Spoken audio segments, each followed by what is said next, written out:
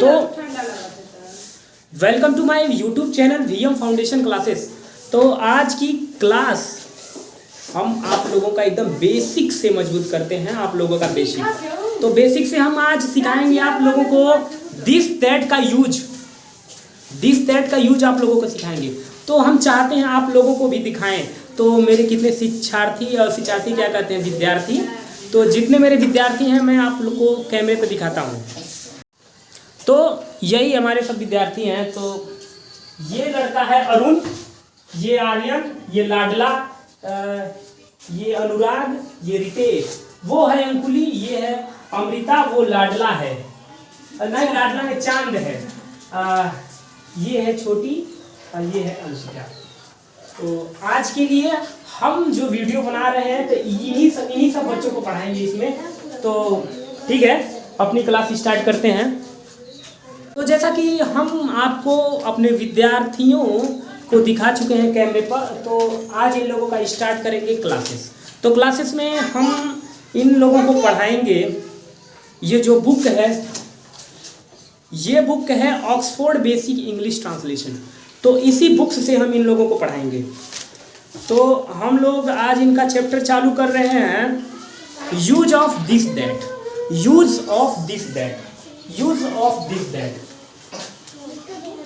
Use of this, use of this that. ये तुम लोगों को यूज करा रहे हैं, एकदम बेसिक से समझना। देखो पहले तो हम तुम लोगों को उदाहरण देके समझाते हैं। दिस मतलब होता है यह, क्या होता है? दिस मतलब होता है यह, और दैट मतलब होता है वह। तो दिस मतलब होता है यह और दैट माने होता है वह। आखिर क्यों जरूरत पड़ी दिस दैट की?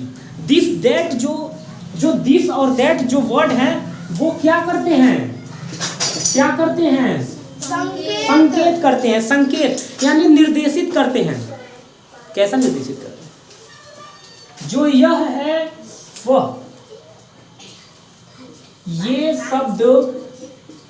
शब्द कौन सा शब्द? दिस।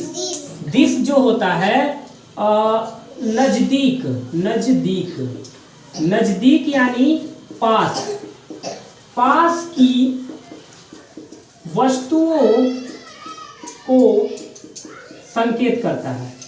पास की वस्तुओं को संकेत करता है। कौन पास की वस्तुओं को संकेत करता है? दिस। दिस जो होता है पास की वस्तुओं को संकेत करता है, जबकि दैट का प्रयोग दूर की वस्तुओं के लिए, दूर की वस्तुओं के लिए। अच्छा ये बताओ, लेकिन एक चीज इसमें ध्यान देना, जो दिस का यूज होगा, वो केवल एक ही वस्तु को संकेत करेगा। दिस कितनी वस्तु को? कितनी?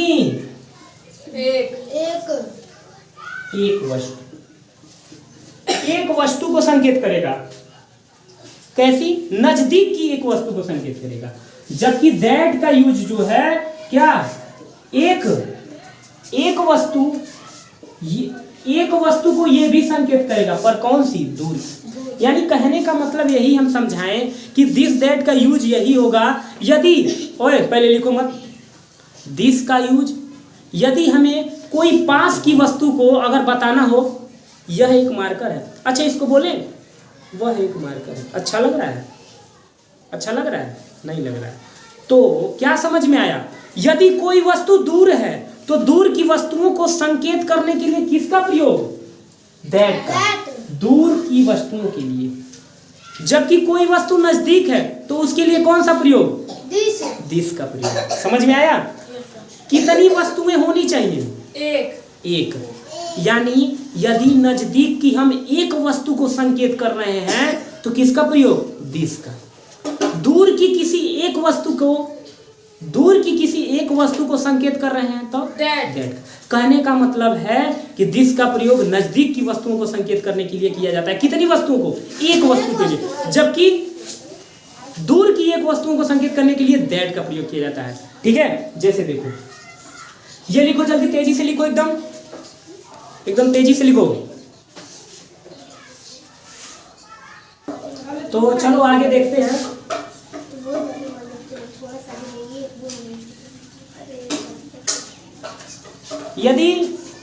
यदि आपको मेरी क्लासेस यानी यूट्यूब चैनल पे यदि विजिट करना हो तो मेरे यूट्यूब चैनल है, यूट्यूब चैनल VM, ये छोटा लेटर लिखोगे उससे कोई मतलब नहीं है, FOUNDAP फाउंडेशन क्लासेस, यही है यूट्यूब चैनल का नाम। क्या नाम है? यूट्यूब चैनल का नाम VM फाउंडेशन क्लासेस। जो नहीं लिखा वो लिख सकता है। यदि तुम लोगों की क्लास छूटी हो तो यहाँ से जाके ले सकते हो अपनी क्लास। भैया वो क्लासेस भी लिखना है। हाँ एकदम VM फाउंडेशन क्लासेस। यूट्यूब पे तुरंत सर्च करोगे VM फाउंडेशन क्लासेस, ऐसे ही लिखोगे तुरंत आ जाएगा। स्पेलिंग मिस्टेक मत करना। Yes sir. हो गया? Yes sir. हो गया तो आगे चलते हैं। Yes sir. चलो तो आगे देखते हैं। तो कहने का मतलब है दिस का और दैट का प्रयोग तुम लोग समझ लिए हो। दिस का प्रयोग वहां किया जाता है यदि नजदीक की वस्तुओं को हमें संकेत करना हो। कितनी वस्तुओं को? एक वस्तु। यदि दूर की एक वस्तु को संकेत करना हो उसके लिए दैट का प्रयोग करते हैं। अब कुछ एग्जांपल्स के माध्यम से हम लोग सीखते हैं।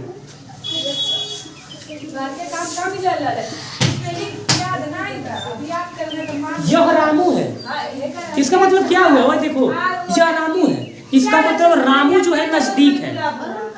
यह अच्छा ये बताओ, ये कहेंगे यह रामू है, ये गलत बोल रहे हैं कि सही बोल रहे हैं? उतना दूर रामू खड़ा है, यह रामू है, तो ये हमें क्या बोलना चाहिए था? वह रामू है। तो यह रामू का मतलब क्या हुआ? यह दिस का जो प्रयोग किया जा रहा है, ओए हल्ला मत करो, दिस का जो प्रयोग किया जा रहा है वो नजदीक के लिए किया जा रहा है। ठीक है, तो देखो इसका कोई बनाने का, देखो यूज करना है तुमको। देखो यूज क्या करना है इसमें? Is M R. हालांकि तुम्हें अभी आर का प्रयोग और एम का प्रयोग यहाँ नहीं करना है, अभी तुम लोगों को इज का प्रयोग यहाँ पे करना है।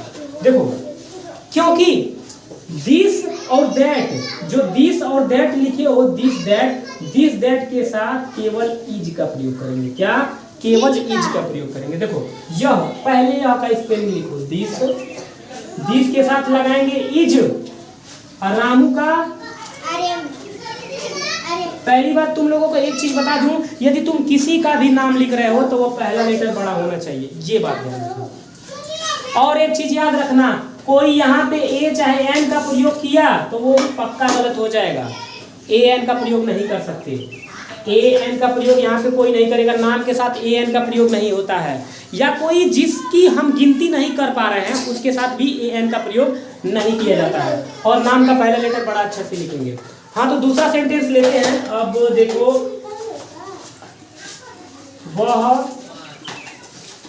वह रजिया है। वह रजिया, इसका मतलब क्या हुआ? वह रजिया है, मतलब रजिया दूर है। रजिया कहाँ है? रजिया दूर है, तो वह रजिया है। ओए अंश कुमार, यहाँ पे बैठ जाओ, ये तुम भी सीखो, शुरू से स्टार्ट करो तुम। वह रजिया है, वह का स्पेलिंग लिखेंगे क्या? दैट। अभी हम बता दिए दैट के साथ किसका प्रयोग किया जाता है? दैट के साथ हम प्रयोग करेंगे इज का। अभी इज का प्रयोग पढ़ा रहे हैं, दैट के साथ प्रयोग करेंगे इज का, और रजिया का स्पेलिंग लिखेंगे रजिया। ठीक है, यहाँ ए एन का प्रयोग कोई नहीं करेगा। ठीक है, अभी जितने सेंटेंस हम लिखवाएंगे तुम लोगों को नाम पे ही करवा रहे हैं। और अगला लेते हैं दूसरे नाम पे, इसको लिखते रहो तेजी से एकदम। अगला सेंटेंस हम लेते हैं तुम लोगों के लिए। यह पटना है। क्या है? यह पटना है। अच्छा बताओ, यह पटना है तो बताओ कैसे बताओगे? यह पटना है, यानी तुम पटना में, यदि तुम पटना में खड़े हो तो यह पटना है, यह पटना की धरती है, तो ऐसे कह सकते हो। तो दिस क्या बताओ? यह का स्पेलिंग दिस के साथ लगाएंगे, पटना का स्पेलिंग यहाँ भी क्या याद रखना है, यहाँ भी याद रखना पहला लेटर बड़ा होगा। क्यों? क्योंकि ये शहर का नाम है। शहर का नाम, नदी का नाम, इतने जो हम तुम लोगों को बताते, जितने भी प्रॉपर नाउन होते हैं, प्रॉपर नाउन पढ़ाए हैं तुम लोगों को? जब ग्रामर पढ़ाएंगे वहाँ सीख जाओगे। जितने भी प्रॉपर नाउन होते हैं उनका लेटर, जो पहला लेटर है वो बड़ा होना चाहिए। ठीक है? ठीक। हाँ, तो तुम लोग आगे एक सेंटेंस और लिखते हैं। चलो हम पूछते हैं, एक सेंटेंस पूछ लेते हैं तुम लोगों से। अब तुम लोगों को उम्मीद होगा समझ में आ गया होगा। तो बताओ, वह रतन है, इसका ट्रांसलेट करो। अरे बताओ, डायरेक्ट बताओ, दिस इज रतन, बस हो गया। वह मैरी है, उसका बताओ तुम। रितेश बताओ, रितेश, वह मैरी है। मैरी है, मैरी मैगी ना है, मैरी। दैट इज मैरी, तेजी से बोलो। वह गीता है, तुम बताओ अनुराग। हाँ, तुम बताओ लाडला। वह तरबूजा है।